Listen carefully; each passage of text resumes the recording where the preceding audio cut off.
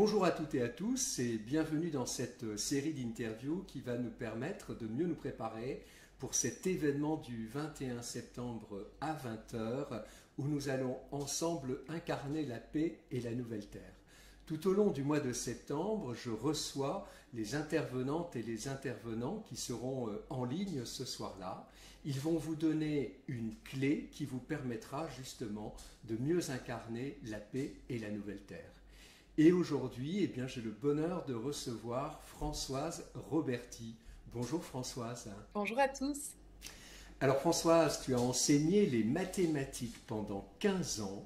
Aujourd'hui, tu es une coach, une formatrice, une médium. Tu animes des retraites. Tout cela parce qu'un certain 22 avril 2018, tout a basculé dans ton univers qui était jusque-là sécurisé, organisé. Qu'est-ce qui s'est passé exactement?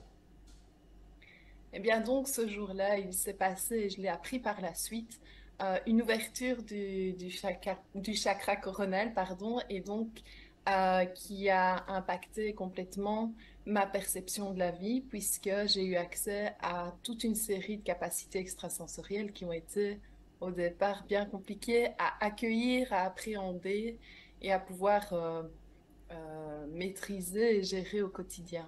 Et alors donc, depuis, tu as changé de vie. Quel est ton quotidien désormais? En fait, c'est d'accompagner toutes les personnes qui sont dans des périodes de vie particulièrement inconfortables, qui recherchent du sens à la vie ou qui sont dans des processus d'éveil spirituel dont les capacités extrasensorielles s'ouvrent et qui ont du mal parfois à les gérer ou qui souhaitent que ça s'ouvre mais aimeraient bien un petit peu comprendre ce qui se passe. Et alors, il y a aussi toute une partie qui concerne les retraites, des ateliers de découverte de soi, d'aller à la rencontre de soi euh, parce que, eh bien, dans notre vie, on a parfois des événements où on a l'impression de ne plus se sentir à notre place et on n'explique pas pourquoi, parce qu'en fait, tout est là. On a tout rationnellement pour être heureux, heureuse, et on se dit, mais il y a un truc qui bug à ce moment-là. C'est comme s'il y avait une prise de conscience et c'est parfois très difficile de l'exprimer et surtout de le comprendre. Qu'est-ce qui t'a donné par ailleurs l'élan de participer à cette soirée du 21 septembre où nous allons ensemble incarner la paix et la nouvelle terre? Eh bien, simplement, et enfin, je dis simplement, mais c'est énorme, euh, parce que pour moi, ce que l'on peut changer à l'intérieur de nous, cette paix à laquelle on peut connecter, cette paix intérieure, eh bien, va avoir un impact sur la paix dans le monde. Et donc, si effectivement on décide à un moment donné de se rassembler et de vivre une méditation commune, de vivre un moment de paix ensemble, ça va augmenter l'intensité et les vibrations qui vont être envoyées de paix justement sur cette terre. Donc, c'est la force aussi du groupe et c'est la force de nos lumières cumulées, on va dire ça comme ça. Alors je voudrais revenir sur ton histoire personnelle. Tu as eu une éducation judéo-chrétienne, catholique. Est-ce que tu considères, quand tu regardes en arrière aujourd'hui, que ça a été un handicap, que c'était finalement un point de passage qui fait aussi ce que tu es aujourd'hui? Alors, tu me mets sur un terrain enfin, qui me touche parce que quand j'ai vécu l'éveil, vraiment, j'ai vécu euh, un rejet de cette éducation et j'étais très, très en colère, en fait, sur le christianisme pour différentes raisons. Mais maintenant, avec du recul, je peux dire que c'est un passage qui a été bénéfique pour moi, notamment durant cette période, parce que j'ai évidemment cherché à avoir des réponses rationnelles auprès de médecins, auprès de scientifiques, mais aussi des outils qui me permettent de traverser cette période. Et donc, euh, la foi, en fait, m'a beaucoup aidée. Mais j'ai découvert un autre type de foi, Thomas, par rapport à ce que je vivais avant, le catéchisme, etc. Maintenant, je peux reconnaître que cette éducation a donné dans la dualité le bien, le mal, les valeurs humaines, ce qui m'a permis de grandir et de m'intégrer dans la société. Mais pour moi, maintenant, je ne me dis plus je suis chrétienne, je suis bouddhiste, je suis dans cette philosophie-là ou dans cette religion-là. Mais je peux dire que ma foi en la vie et ma foi en Dieu est plus forte que jamais, en fait. Alors, on a parlé tout à l'heure du 22 avril 2018. Il y a eu un autre 22 avril, c'est le 22 avril 2022, où tu as lancé avec Delphine Joux le sommet de l'éveil. Est-ce que tu pourrais nous en parler? Quand je me suis rendu compte que c'était exactement 4 ans après, je me dis, mais c'est fou, il n'y a pas de hasard. Euh, mais il m'a fallu du temps. C'est quand je l'ai annoncé à quelqu'un d'autre que je m'en suis rendu compte.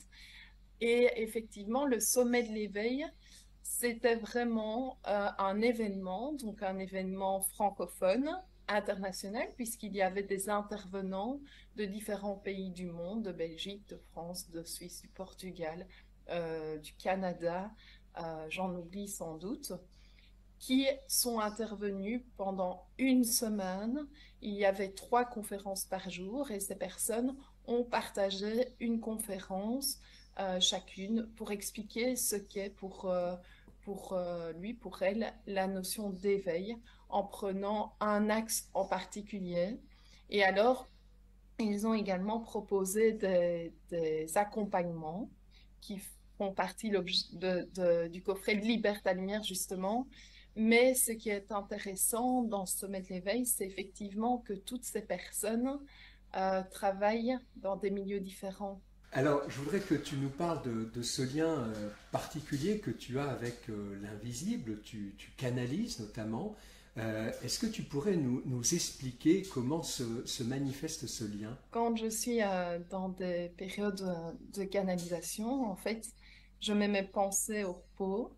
Donc, c'est comme si on mettait notre mental un petit peu en mode off, bien qu'il va nous servir pour pouvoir transmettre. Et alors, euh, si vous voulez, on ouvre.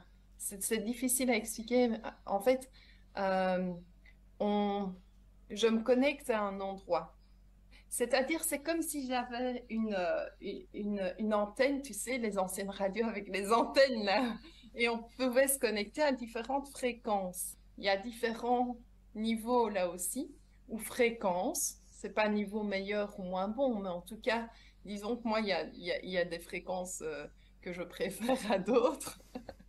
Et donc, progressivement, dans cet apprentissage, en me faisant aussi accompagner, en allant à des formations, eh bien, j'ai pu en fait connecter où se trouve par exemple l'énergie de Reiki, sur quelle fréquence, euh, quand je canalise ou quand je vais faire une lecture d'âme à quelqu'un, eh bien, je vais me mettre en lien avec des êtres qui vont me donner des informations sur cette personne. Quand on dit à quelqu'un, et tu as sans doute entendu cela par le passé, qu'il a tout pour être heureux, pour être heureuse, cela signifie généralement qu'il a un foyer, un travail, de l'argent, une vie sociale, des biens matériels de plus en plus sophistiqués. La crise sanitaire et maintenant la crise internationale, économique, sont venus un petit peu bouleverser tous ces schémas qu'on avait. Pourtant, il y en a certains qui continuent à rêver d'un retour à ce monde où justement, entre guillemets, on a tout pour être heureux. Que t'enseignent tes guides à ce sujet? Mais que le tout pour être heureux, en fait, est en train de changer aussi, fait partie des changements et que donc les mentalités sont en train tout doucement, il faut le temps parce que c'est sécurisant aussi d'avoir ces repères du bonheur, de se dire, bah voilà, j'ai un toit, j'ai un foyer, j'ai des enfants qui vont dans tel type d'école, etc., etc. Tout ça, cette notion du bonheur est en pleine mutation aussi.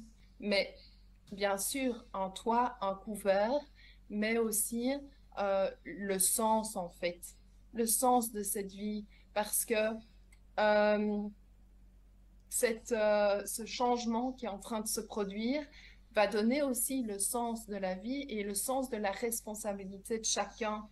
Alors, on a aussi ce fameux libre arbitre, et il nous le rappelle, ce libre arbitre est un cadeau pour vous sur Terre.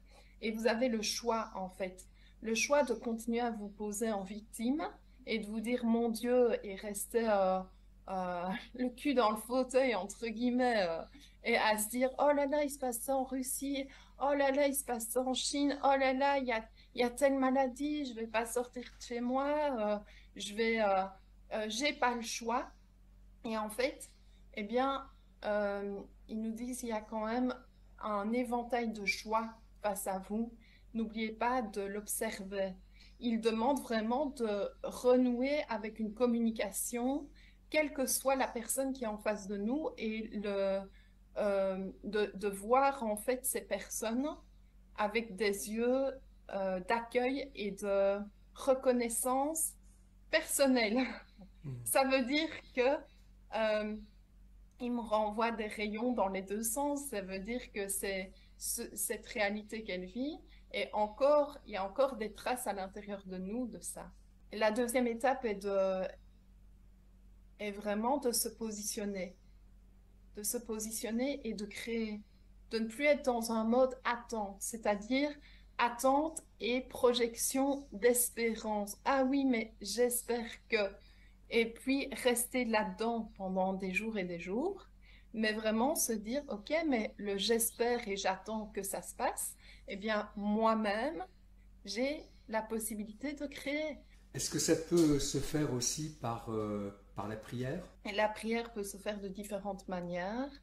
Euh, et il m'envoie vraiment toutes des manières différentes de prier dans le monde. Et l'impact de la prière est énorme et puissant. Et c'est important de s'en rendre compte parce que si on prie pareil, c'est un petit peu ce que j'ai expliqué avant. Si on prie avec des vibrations de oh mon Dieu, c'est la catastrophe dans le monde, euh, ben, euh, enfin, quand on ne considère pas cette réalité, c'est important de l'accueillir, de la considérer et d'aller vers cette prière de paix. Faites que ce combat s'arrête, c'est pas possible, etc. Vous entendez déjà par ma voix, par ce que je dégage, qu'il y a un combat. Alors ici, on peut aussi décider de prier plus dans une forme d'union. Donc, je pense que la méditation qu'on va vivre ensemble le 21 septembre permettra d'illustrer clairement ce dont on parle ici. Et cette prière se fait aussi dans c'est reconnecter au divin, c'est reconnecter à, à cette foi et elle se fait à l'intérieur de nous et en même temps en lien avec les autres. Quand je dis avec les autres, pour certains, c'est avec les animaux, avec ce qu'ils ont créé. Là, ils m'envoient même des objets, en fait. Et cette prière, c'est aussi cette union qui réapparaît. Françoise, on arrive à la fin de cette interview. Est-ce que tu aurais un dernier message à faire passer pour les intervenantes et les intervenants qui seront en ligne ce 21 septembre pour ensemble incarner la paix et la nouvelle terre? Oui, il y a une phrase que j'aime beaucoup, une phrase de Gandhi, je pense que c'est Gandhi, qui dit le plus beau voyage que tu peux faire dans ta vie, c'est de faire une fois le tour de toi-même, d'aller à la rencontre de toi-même. Je ne sais plus exactement ces mots, mais vous pouvez faire tous les voyages du monde, ça va vous ouvrir à une certaine liberté, etc. Mais à la rencontre de vous-même, vous allez justement pouvoir toucher à cette paix et à ce lien en même temps dont on vient de parler. Donc, pour reprendre aussi de sa bouche, ben, soyons nous le changement qu'on veut voir dans le monde. Et pour pouvoir l'être, eh bien, c'est important parfois de fermer les yeux et de regarder, de se dire, ah, ça c'est moi, c'est en moi, je peux créer et je suis acteur de ce qui se passe en ce moment, ici sur Terre. Un très grand merci Françoise, merci à vous toutes et à vous tous qui avez suivi cette interview. Je vous donne bien évidemment rendez-vous le 21 septembre à 20 heures sur cette chaîne YouTube pour ensemble incarner la paix et la nouvelle terre. Et d'ici là, je vous dis, soyez en paix.